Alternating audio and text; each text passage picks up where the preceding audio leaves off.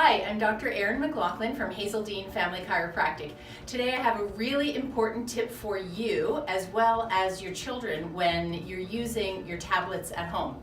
Okay, so first I'm going to show you a really dangerous, poor habit when you're using either your tablet or your smartphone. So Reese, if you can just hold your head down. So this is a posture that I see a lot of in kids, but also adults. You notice that Reese is holding the tablet down in her lap and she has her neck flexed forward and down while she's looking at the tablet.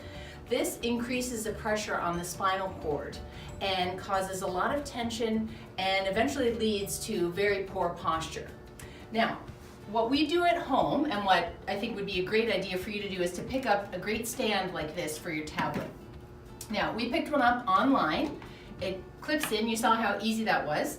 And now that actually helps Reese to have a really good alignment when she's using her tablet. You can see now her ear is in line with her shoulder as it should be, and she's able to look straight ahead at her tablet screen. No pressure on her neck and shoulders, no pressure on the spinal cord. And she's ultimately gonna have a whole lot better posture if she does this over the long term.